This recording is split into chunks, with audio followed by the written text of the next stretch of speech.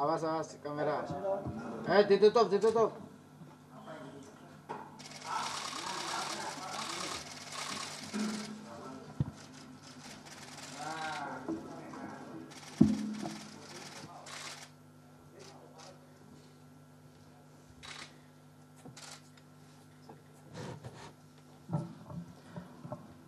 Bismillahirrahmanirrahim. Assalamualaikum warahmatullahi wabarakatuh.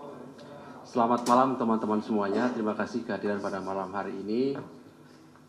Sebagaimana tadi kami sampaikan kepada teman-teman semua bahwa malam hari ini kami akan menyampaikan perkembangan dari penanganan perkara dugaan korupsi di Kementerian Pertanian.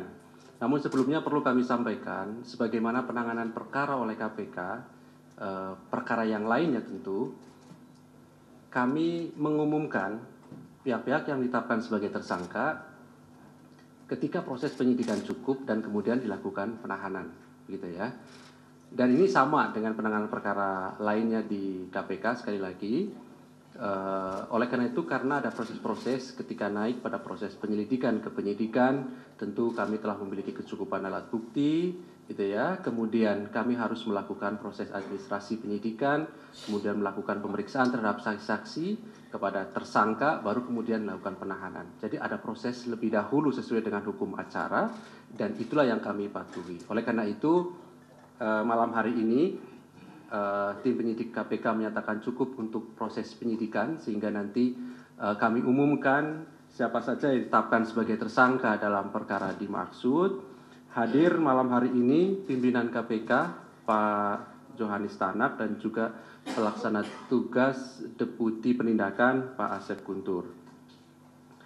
Kami nanti akan sampaikan beberapa poin dari hasil proses penyelidikan sehingga kemudian naik kepada penyidikan. Sekali lagi, apa yang kemudian nanti akan dibacakan oleh pimpinan adalah poin-poin gitu ya dari hasil penyelidikan begitu. Tentu tidak bisa detail karena ini kan perkara setelah dilakukan penahanan juga terus berjalan proses penyidikannya, tidak berhenti dilakukan penahanan kemudian perkara ini selesai begitu ya. Setelahnya kami beri kesempatan kepada teman-teman seperti biasa, silahkan kita fokuskan lebih dahulu terkait dengan penanganan perkara di Kementerian Pertanian ini, karena saya yakin, karena kami yakin bahwa pertanyaan dari teman-teman begitu banyak terkait perkara yang akan diumumkan pada malam hari ini. Baik, kami silahkan Pak Johanis Tanak untuk menyampaikan beberapa poin perkembangan dari perkara dugaan korupsi di Kementerian Pertanian dimaksud. Terima kasih kesempatan diberikan kepada kami. Assalamualaikum warahmatullahi wabarakatuh. Selamat malam, salam sejahtera kita semua. Om Swastiastu, Namo Buddhaya, salam kebajikan. Pada hari ini, Rabu 11 Oktober 2023, kami akan menyampaikan proses penyidikan yang sedang dilaksanakan, yaitu perkara dugaan tindak pidana korupsi terkait bersama-sama menyalahgunakan kekuasaan dengan memaksa memberikan sesuatu untuk proses lelang jabatan, termasuk ikut serta dalam pengadaan barang dan jasa, disertai penerimaan gratifikasi di lingkungan Kementerian Pertanian Republik Indonesia.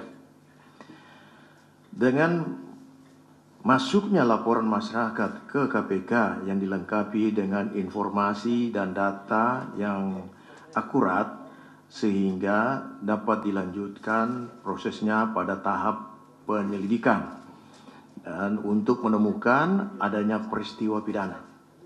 Kemudian berproses sehingga diperoleh kecukupan alat bukti untuk dinaikkan ke tahap penyidikan dengan menetapkan dan mengumumkan tersangka sebagai berikut. 1. SYL, Menteri Pertanian Republik Indonesia, periode 2019-2024. 2. KS, Sekretaris Jenderal Kementerian Pertanian Republik Indonesia. Ketiga adalah MH, Direktur Alat dan Mesin Pertanian, Direktorat Jenderal Prasarana dan Sarana Pertanian, Kementerian Pertanian Republik Indonesia. Adapun konstruksi perkara diduga telah terjadi. Pertama, SYL menjabat sebagai Menteri Pertanian RI periode 2019 sampai 2024 di Kementerian Pertanian Republik Indonesia. Selanjutnya dalam periode kepemimpinan SYL ini selaku Menteri Pertanian, KS diangkat dan dilantik selaku Sekretaris Jenderal Kementerian Pertanian, dan MH juga diangkat dan dilantik selaku Direktur Alat dan Mesin pada Direktorat Jenderal Prasarana dan Sarana Pertanian Kementerian Pertanian RI. SYL kemudian membuat kebijakan personal kaitan adanya pungutan maupun setoran, diantaranya dari ASN internal Kementan untuk memenuhi kebutuhan pribadi termasuk keluarga intinya. SYL menginstruksikan dengan menugaskan KS dan MH melakukan penarikan sejumlah uang dari unit eselon 1 dan eselon 2 dalam bentuk penyerahan tunai, transfer rekening bank, hingga pemberian dalam bentuk barang maupun jasa. Sumber uang yang digunakan diantaranya berasal dari realisasi anggaran Kementerian Pertanian yang sudah di markup, termasuk permintaan uang pada para vendor yang mendapatkan proyek di Kementerian Pertanian.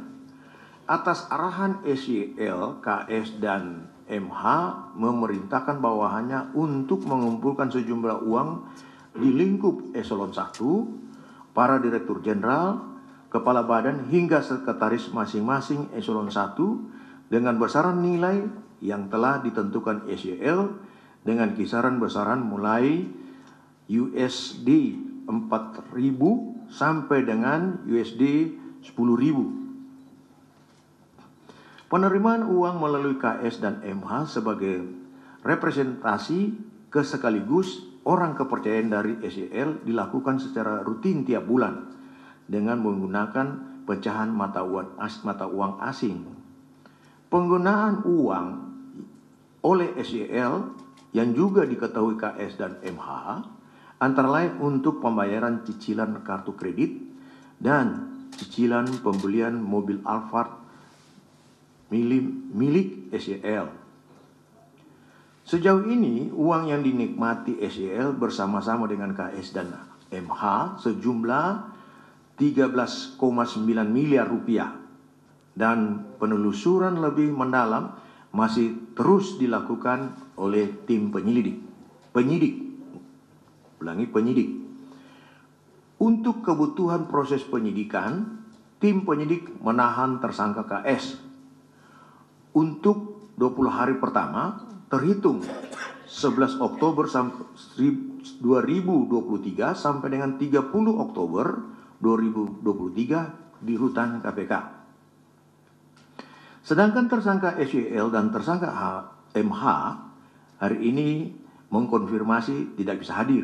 Untuk itu kami ingatkan kooperatif dan segera hadir memenuhi panggilan tim penyidik KPK. Para tersangka disangkakan melanggar pasal 12 huruf E, pasal 12B besar Undang-Undang Republik Indonesia Nomor 31 Tahun 1999 tentang pemberantasan tindak pidana korupsi, sebagaimana telah diubah dengan Undang-Undang Republik Indonesia Nomor 20 Tahun 2001 tentang perubahan atas Undang-Undang Republik Indonesia Nomor 31 Tahun 1999 tentang pemberantasan tindak pidana korupsi, Junto pasal 55 ayat 1 ke 1 KUHP. Demikian yang dapat saya sampaikan. Mungkin ada penambahan dari Pak? Cukup?